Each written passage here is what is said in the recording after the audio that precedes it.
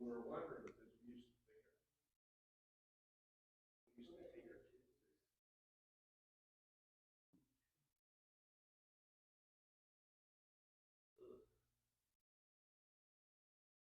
Okay, it is time for us to begin our class today.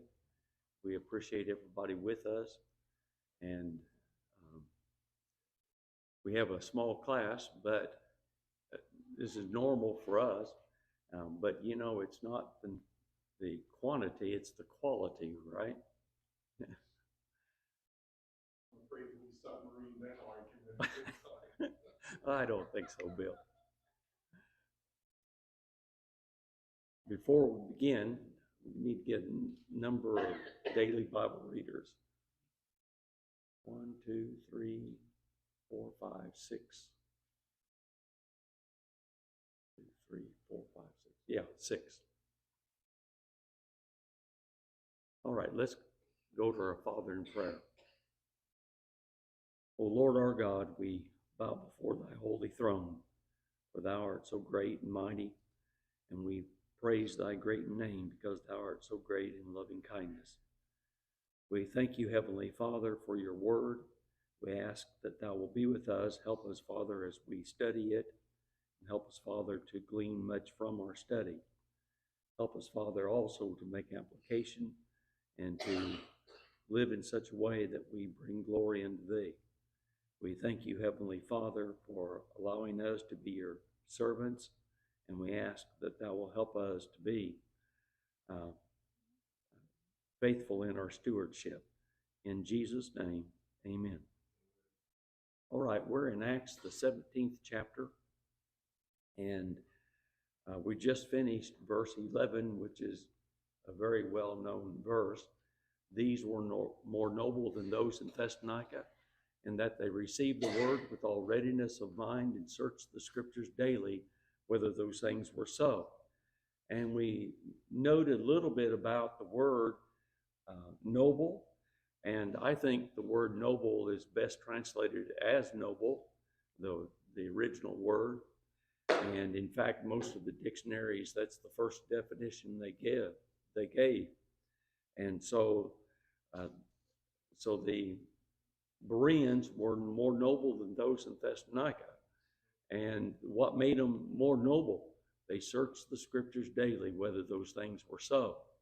So they were willing to accept, and they tested the things that they knew according to the scriptures.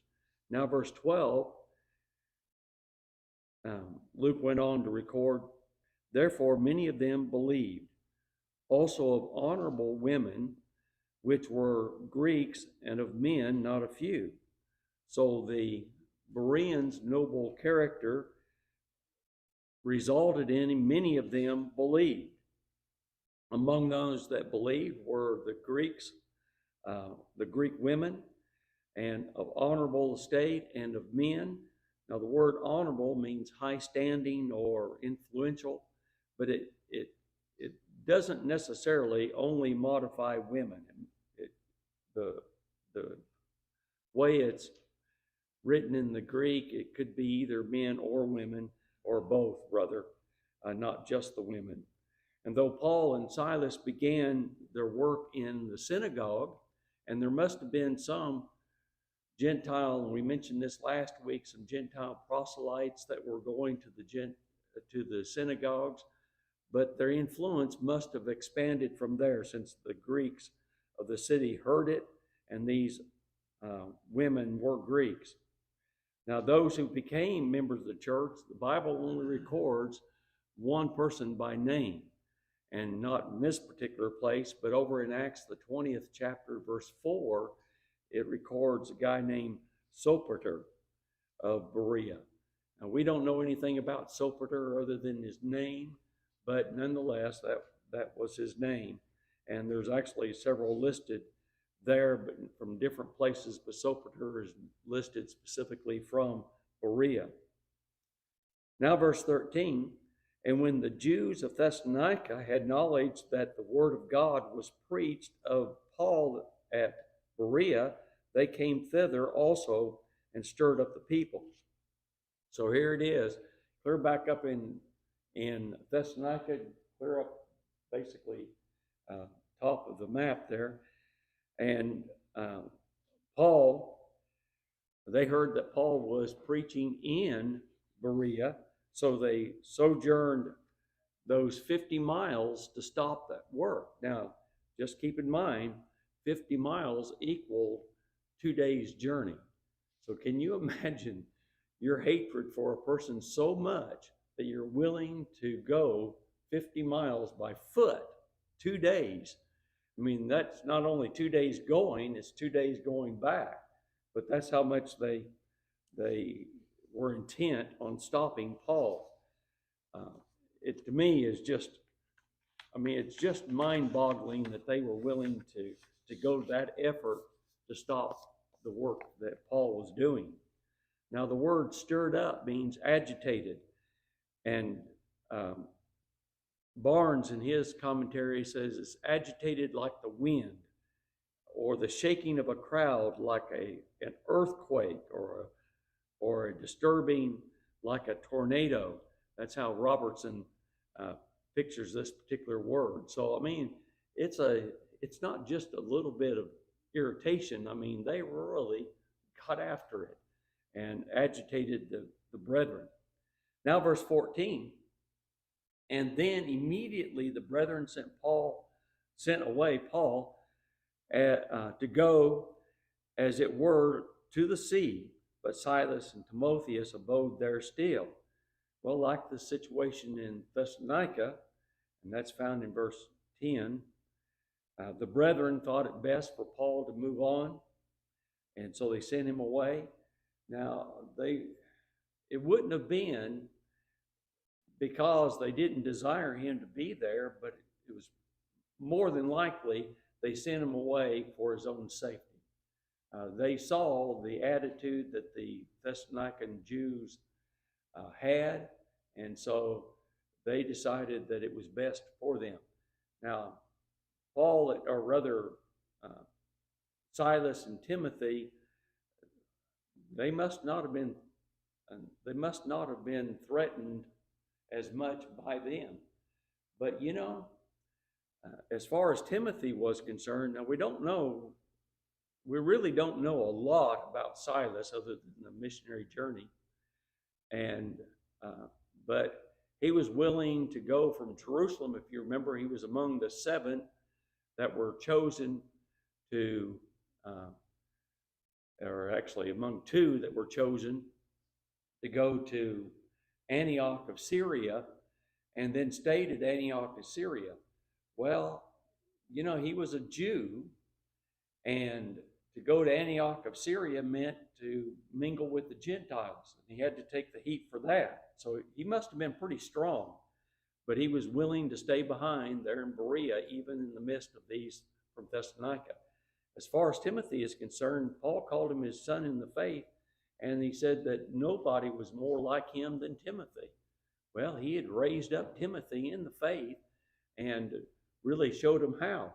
So, you know, it might have eased the situation for a short time as far as Timothy and Silas being left behind, but it was probably just for a short time. But we know also that Paul sent for them.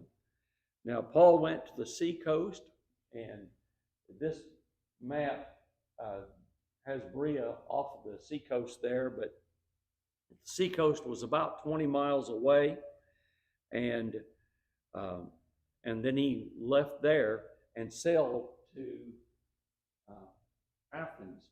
Okay, so there's the route to Athens, or the probable route to Athens, but we know that he went to the sea and then sailed from there. All right, so verse 15, and they had conducted Paul, brought him to Athens, and receiving a commandment unto Silas and Timotheus for to come to him with all speed. They departed. Now the distance from Berea to Athens by land is about 250 miles, which would equal about 10 days walking. And that's if you could walk.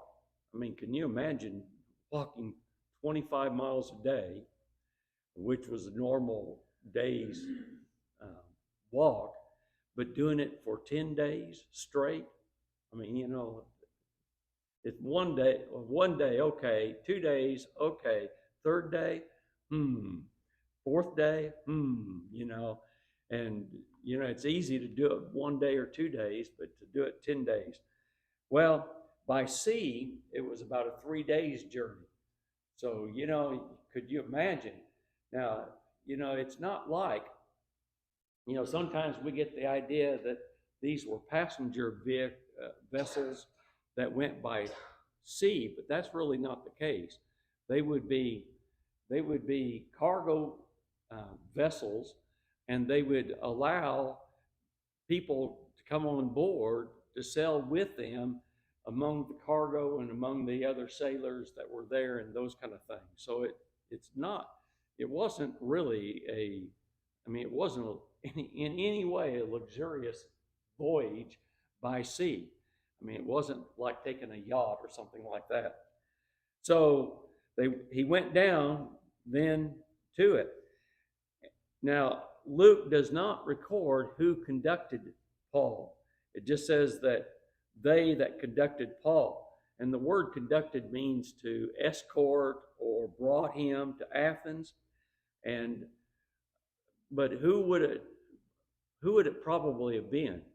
Well, most likely a couple of brothers from the church there in Berea. It could have been somebody else, but more than likely it was a brethren in Berea. Well, after his arrival, he sent for Silas and Timothy and to come quickly to Athens. Now, it appears Silas and Timothy was only in Athens for a relatively short time. Later on, Paul sent them back to the churches of Macedonia to strengthen them. Now, Timothy was in Thessalonica in 1 Thessalonians 3, verses 1 and 2. Now, if you remember when we talked about when he went to Thessalonica, that he wrote the first epistle about 6 months later. Now, we believe that he was in Thessalonica probably in the summer, and this would have been then end of the year, early winter, or early in the year, and he wrote the book. So at 6 months after he went to Athens, then Timothy was in Thessalonica. And then Luke does not record where Silas went, but when Paul went to Corinth, then both Timothy and Silas came from Macedonia. Now, it doesn't appear that he was at least on this particular trip, in Athens for very long. He went to Corinth relatively quickly. In fact, the next chapter will take him to Corinth, and verse 8 of Acts 18 will have the conversion of the Corinthians. So it's, as far as the book is concerned, it's not very long at all. And basically the remainder, or the major part of the remainder of this chapter, is the sermon that Paul preached on Mars Hill, and then the reaction from that sermon. So it doesn't appear that he was in Athens very long, but 6 months later, Timothy was back at Thessalonica, and Silas and Timothy came from Macedonia. Thessalonica was in Macedonia, if you remember, and then they came from Macedonia to meet Paul there in Corinth. So what I'm saying is that Timothy and Silas was not in Corinth or in Athens for very long. All right. Verses 16 to 21, I titled this particular section as Paul's work in Athens. So now verse 16. Now while Paul waited for them at Athens, his spirit was stirred in him when he saw that the city wholly given to idolatry. So Paul waited in Athens for Timothy and Silas to come from Berea, and while Paul waited, then his spirit stirred within him. Now, it doesn't doesn't have anything to do with the Holy Spirit. It's just it's the attitude. It's the inner man. It means, and the word means agitated, but it's not the same word that we used earlier, or exasperated. I remember, I believe it was on our first trip to Latvia, to Riga. In fact, I think it was my first mission trip out of the country, if I'm not mistaken. And we decided we'd heard that the Baptist church in town, now Riga is a pretty good sized town. I mean, we're talking about millions of people, or close to it at least. And we heard the Baptist church was having some type of meeting, so we went there thinking that, hey, we might just get an opportunity to speak. And we had met the local preacher, minister, Baptist minister, and so we thought, we'll just set up a meeting and see if we can't work it out to speak. Maybe it'd be like the Restoration movement in the United States, where Baptist churches, the whole churches were converted at different places. And so that's what we were thinking. Well, we met with the local preacher, but then we found out that the head over all Baptist churches in Latvia, maybe even in the Baltic states, I don't remember, he was also headquartered there. Well, he had been to the United States, and he just made sure he came and met with us, and he made sure that we weren't going to be in the pulpit. But I remember the attitude. I mean, I grew up in a denominational world, and when I walked in there, it was disturbing to see the things and that were being done that was contrary to the scriptures, and it was just mentally disturbing. Well, that's the way Paul felt. I mean, he was disturbed by the fact that they were given wholly to idolatry. Well, what other city can you think of that the Bible says that they were, doesn't use the same language, but similar language, wholly given to idolatry? Do you remember? In the Old Testament, city of Babylon, Isaiah said that they were completely engulfed in idolatry. And so that's the way Athens was. Now, Athens, it is kind of it's an interesting city in a lot of ways. Corinth was basically the armpit. And I mean, Corinth was known for its immorality. Athens was known for its intellectual. It was kind of like a Harvard. I don't remember where Harvard University is. Is it Baltimore? Boston. Okay. So, but that's the kind of place Athens was. And it,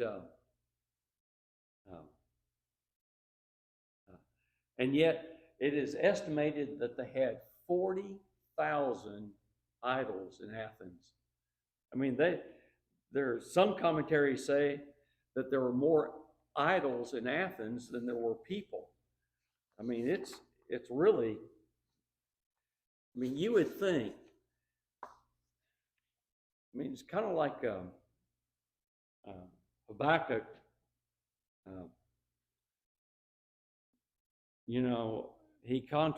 actually several of the prophets contrasted idolatry with Judaism and worshiping of the living God. And Paul will do that in his sermon as well. But idolatry, to worship an image, just really doesn't make sense. I mean, think about it for a second. I mean, to worship an image of any type just doesn't make sense. I think this was actually in Kiev, because in Kiev, most everybody were members of the Russian or Ukrainian Orthodox Church, which Ukrainian Orthodox was just a split off from Russian Orthodox, and there were really no real difference between them other than the location of where their papa was, their patriarch. Um, and But the most basic difference between the Ukrainian and Russian Orthodox and the Catholic Church, and over there sometimes they'll call themselves Catholic, but they don't mean Roman Catholic. They'll make a distinction there, and they also call the Catholic Church Orthodox too. But at any rate, but the real difference between Roman Catholic and Ukrainian, and or at least the outside appearance of the two, is that the Roman Catholic will worship, well, they'll call them statues and things like that, but they're really idols. And in fact, I don't remember which idol it is or which statue it is, but one of the statues there in Rome, the hand has been replaced more than one time because it literally has been kissed away. I mean, that's just amazing to me. Well, the Ukrainian and Russian Orthodox, they don't believe in statues like that. But, so if you get into a taxi and there's a little statue, he's not a Ukrainian or Russian Orthodox. But you know what they'll have?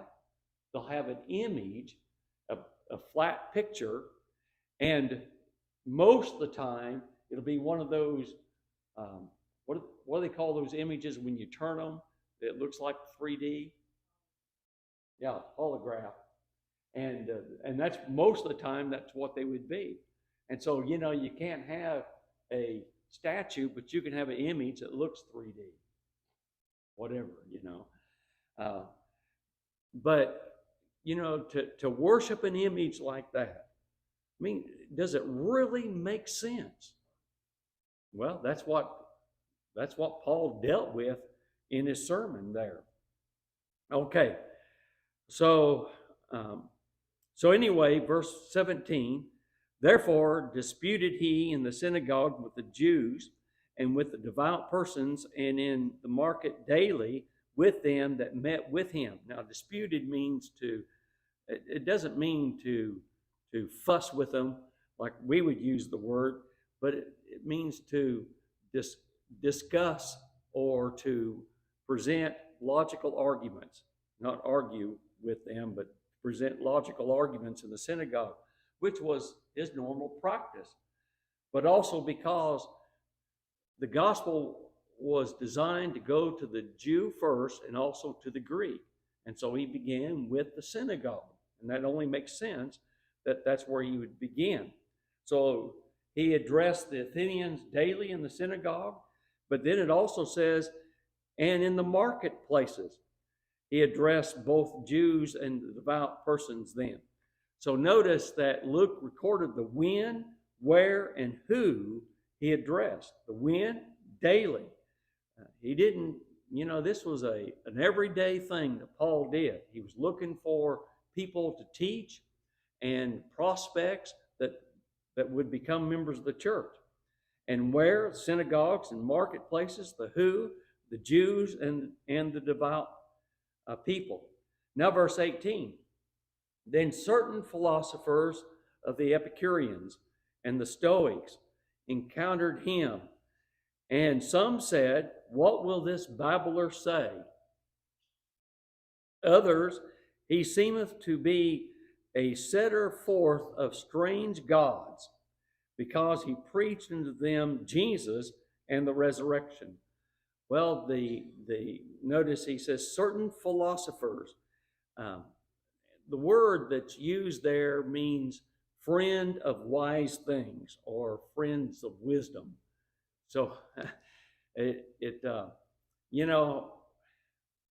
we probably use the word philosophers a little bit different, and everybody has a philosophy on life.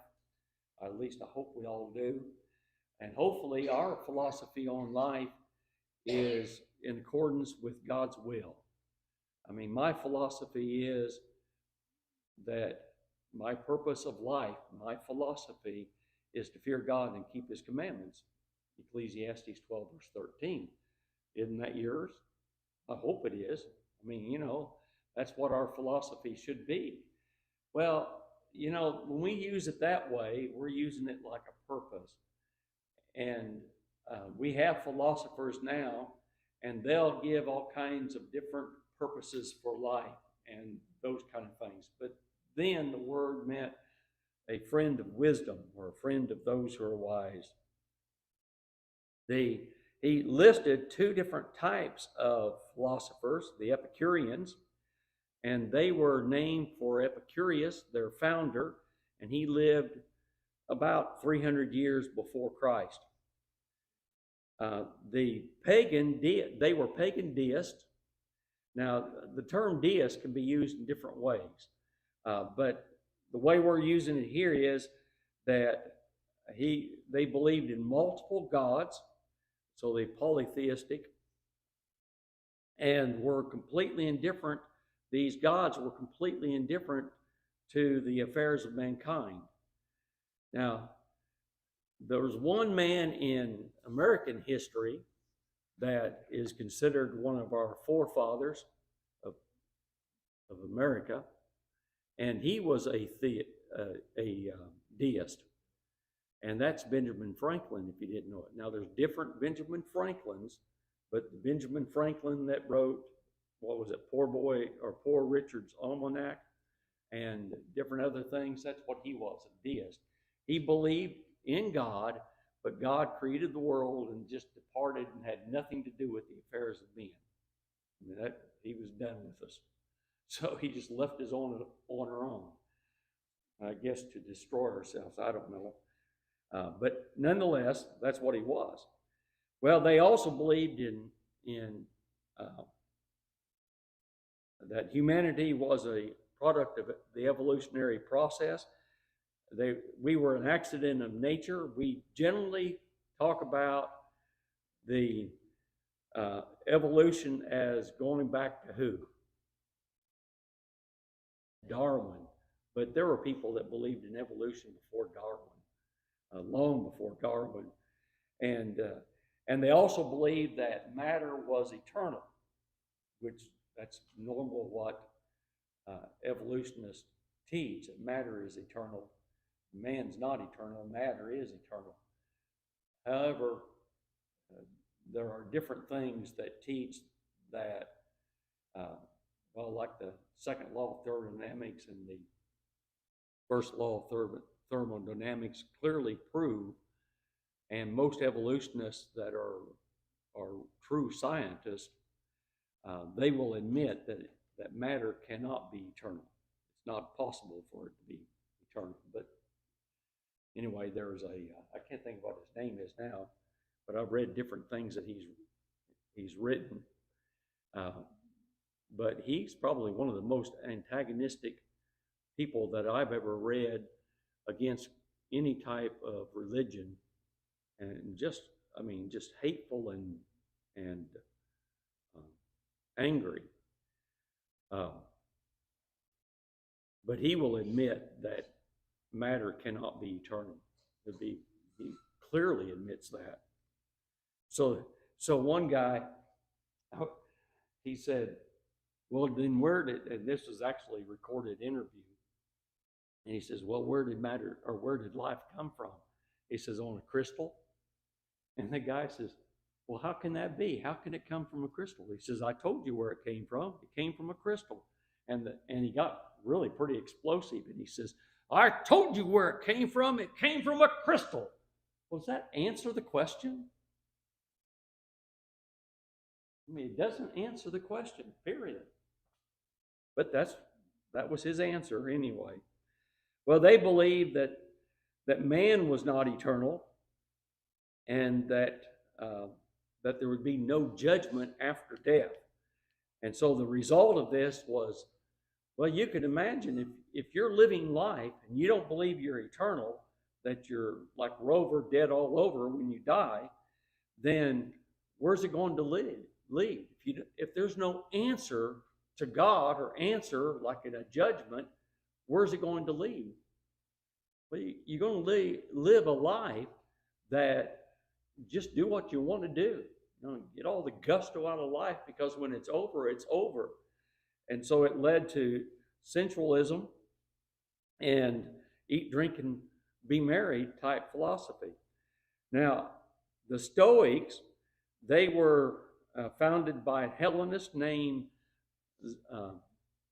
Zeno of Cyprus, and he lived also about 300 years before Christ.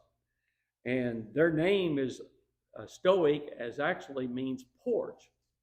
And so, and I suppose they were known to, a porch today is not like it was in the past. And you remember, well, some of you will remember that in the evening time, where would you find people? On the porch, and they would be talking about what? Well, what's the song say? The women be talking about old men, and I forget what the song says about men, but they're out there talking too. Probably about old women. Do what? Spoken like a man. Yeah. Well, I mean, that's what the song says. And although I think you ladies have something better to talk about than us men, but nonetheless. But people talk about people, no doubt about that. But anyway, that's where they would do that. And so that's why they were called Stoics, because they would do it on the porches. They were also materialist, and they believed that fate ruled the world. In other words, it's how things were designed. They were pantheist and equated all gods with the forces of nature. And that's what a pantheist does. I don't know of any place that I've been that the majority of people were pantheist in Riga, Latvia, in Latvia, in the Baltic nations. They believe that nature is God, or God is nature. And that's what basically a pantheist believes. And because of that belief, here's what Reese says: passions and affections were to be suppressed, and restrained. Apathy and indifference to either pleasure or pain, or mastery over all desires and lust, so that none gain control of the man. Well, Paul really addressed those kind of things, and so they thought that the human body was evil, and you had to be in control of it all the time and in every way. Now, who do you think about when you think about those kind of things? Well, think about the Catholic Church. Monks, I mean, that's what the monks do. They get away from society, and so they can suppress all desires. Also, the Catholic nuns, you have the same basic thing, although in both cases it was not true, and it's clearly shown not to be true. Anyway, these philosophers, they encountered Paul, called him a babbler. Well, it means, the word babbler literally means seed picker, and it actually has reference to like a bird or a crow, and that's how they would refer to it, as a crow. And what's a crow do? It gets down on the ground, walks around looking for seed, and picks seed. And so they called him a seed picker, a crow. And obviously it was said to ridicule. Now others said he proclaimed or declared publicly foreign gods, and because he preached Jesus and the resurrection. So verse 19, and they took him and brought him into the Areopagus, saying, may we know what this new doctrine whereof thou speakest. So they seized him and brought him to the Areopagus. The Areopagus was located with the aristocratic offices, and is also called Mars Hill. Now that's verse 22 where it's referred to that, and where the supreme judges of Athens assembled in a tribunal. Now there are a number of documentaries on Athens. The ruins of Athens still exist, and really where the Areopagus, I mean, part of the building still stands. And isn't it in Nashville where they built a replica of it? Yeah. And so I've never been there, but anyway, it'd be kind of interesting to go. I remember seeing it from a distance, but we've never actually went there. But they wanted to know more about this new teaching, the word new. And I've mentioned this before, the word new can mean different things. Sometimes we use the word new to mean brand new. Sometimes we use the word new to mean something that's new to us. I bought a new car. What kind did you get? You know, well, I bought a brand new 2024 or whatever, you know. And but then we can also say, well, I bought a new car. What kind did you get? Well, I got a 1957 Thunderbird. Well, you know, it's obviously new to me, not new. But the word here, and in the original language, the Greek, Koine Greek, there are different words for the word new. And this particular word means brand new. It means fresh. So some new doctrine, it was completely new to them. And because it was new to them, and you think about it, here you got a bunch of smart people, and as far as the world was concerned, probably extremely intelligent people that were meeting together, and it'd be unusual to hear something truly new. Well, Paul preaching Jesus and the resurrection was totally new to them. And so they were itching to hear the latest new thing. Okay, so verse 21, for all the Athenians and strangers which were there spent their time in nothing else, but either to tell or to hear some new thing. So Luke puts this parenthetical statement in, and it is completely in keeping with secular history.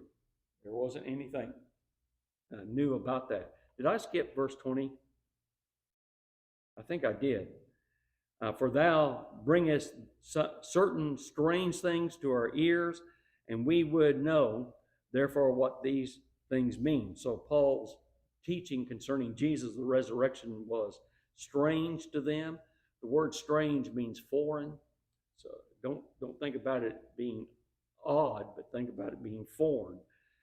It was foreign to them. Since the Stoics believed that the body was evil, then a bodily resurrection would also be evil. So apparently knowledge was their ultimate goal, and they simply wanted to know more. Their interest was knowledge, not in the gospel, not necessarily in anything more than knowledge. Okay, now we'll go back to verse 22. Now, verse 22 begins Paul's sermon on Mars Hill. And I have a basic outline of that sermon. The first thing that Paul does is he makes an introduction there. And the introduction really is an introduction to introduce the true God of heaven. Now remember, they have all these gods. And throughout this sermon, Paul contrasts the true God of heaven with these idols and what these idols are. So he introduced then the true God of heaven. Then his first point is that God is the creator of all. Now that's verses 24 through 26. And when we get to that point, it'll be clear why we titled it that. Then the second point that he made is the true God of heaven is within reach of all men. That's verses 27 and 20 through 29.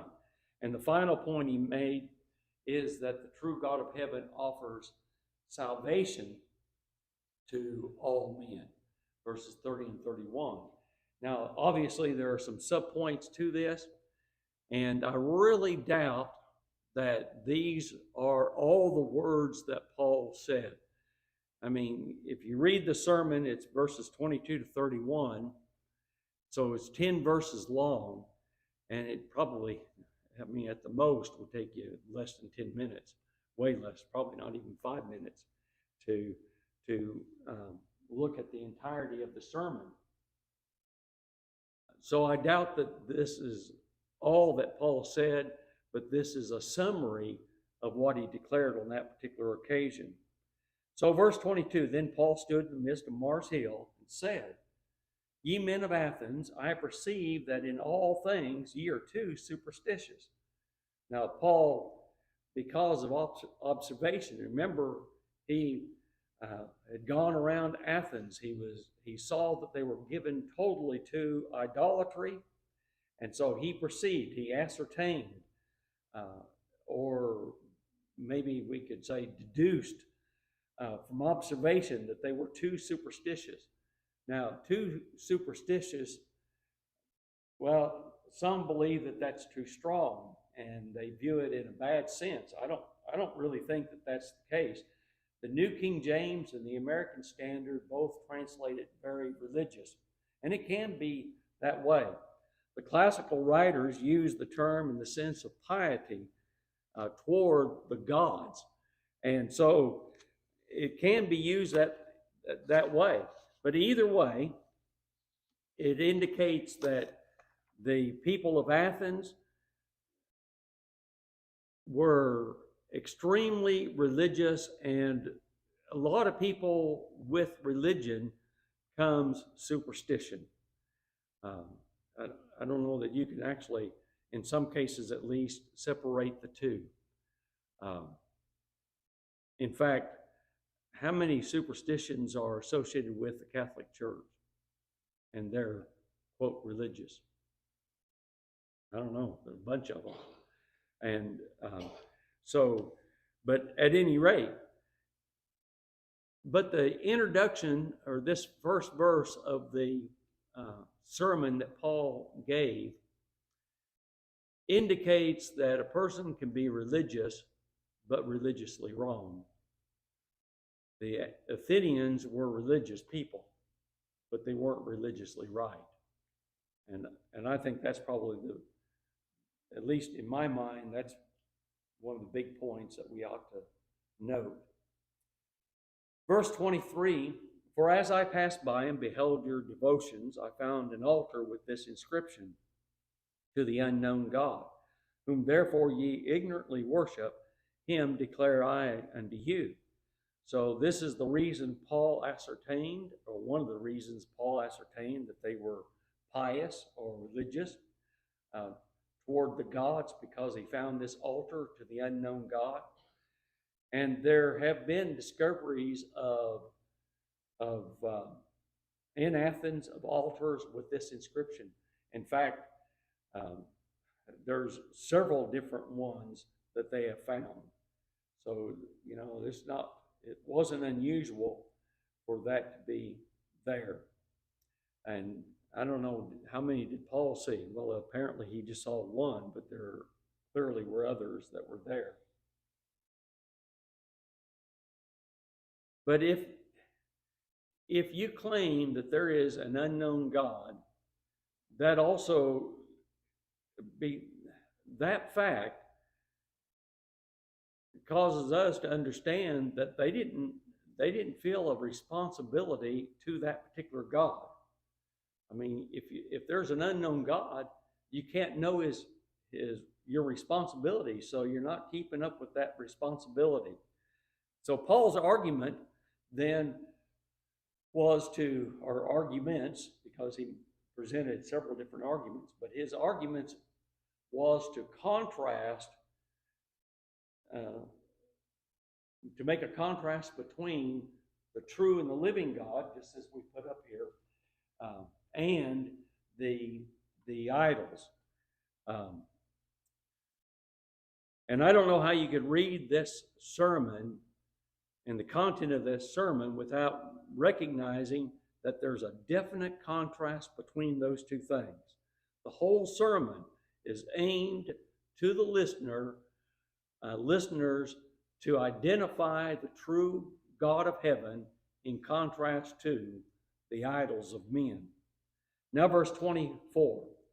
And as we noted here, verse 24 begins the first point that he's the creator of all. God that made the world and all things therein, seeing that he is Lord of heaven and earth, dwelleth not in temples made with hands. Well, since the unknown God is the God that created the world, then also notice that he called him the Lord of heaven and earth. Well, if he's the creator, then he is also the Lord of heaven and earth. We have a responsibility to him. If he is the Lord, then that indicates that he's our master. And since he's the created us, he's the one that has master over us. Now, different prophets would look at it different ways. And the potter, I think about Jeremiah in reference to this, but other prophets use the same basic thing. Who has mastery over the clay or the potter? Well, the potter has mastery over it. And so if God is the creator, he's the potter, and he's not the clay. And so he has mastery over his creation. Well, most of us probably have hobbies that we make things more than likely. And who has the mastery over those things we make? Well, it's the person that's making them. And so if we are building something or making something and we decide, I need to go a different direction, or I want to go a different direction. This would really look nice with this particular thing. And so we adapt it. We're the one that's master over it.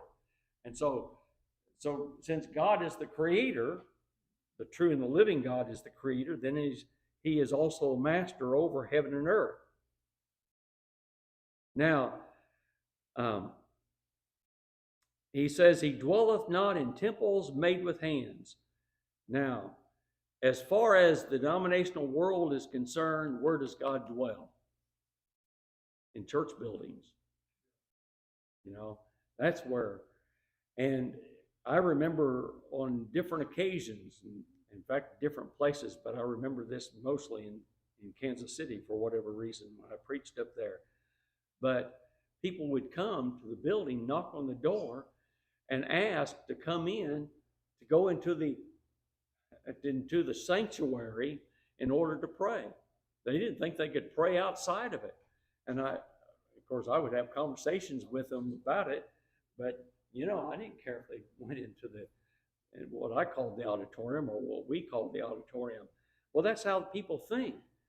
Well, that really stems from idolatry. Idols need temples to house them. The true and the living God dwelleth not in temples made with hands. God doesn't need anything like that. The true and the living God needs no temple. The living God, he is the creator. The idols are the created. Who creates the idols? Well, they don't create themselves. Somebody took the gold and the silver and the stone and forged it all together and put it all together in order to make the idols. They're the created. God is the creator. One more verse and we'll quit. Or one more cross-reference. Look over to 1 Kings chapter 8 and verse 27. 1 Kings chapter 8, verse 27. Now, this particular passage is a reference to Solomon and what Solomon said when he dedicated the temple. Now, the temple was seen in the same way as the temples of men later on, but Solomon recognized what the temple was. And 1 Kings chapter 8 and verse 27, and someone read that, please.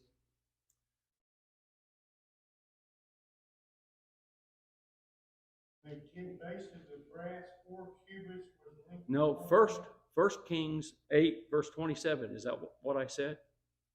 1 Kings 8:27.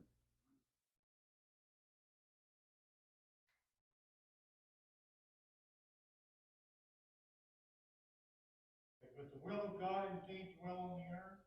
Behold, the heaven of heavens cannot contain thee. How much less this house that I have built. So God doesn't dwell in even the temple. And that's why the Jews later on would think that God would dwell in the temple, and they would have to pray toward Jerusalem to pray toward the temple. And they had a complete misunderstanding about God. But Solomon understood God doesn't dwell there. The heavens and the heavens, and that is the spiritual realm, doesn't contain God. God is eternal, and a part of his eternal character is the fact that he's omnipresent. In other words, there is you can't escape God. You go to the depths of the sea or to the height of the space, and you cannot escape God. God is there wherever he might be, wherever we are, wherever we might be. All right, we'll stop there, and we'll pick up with verse 27 next week.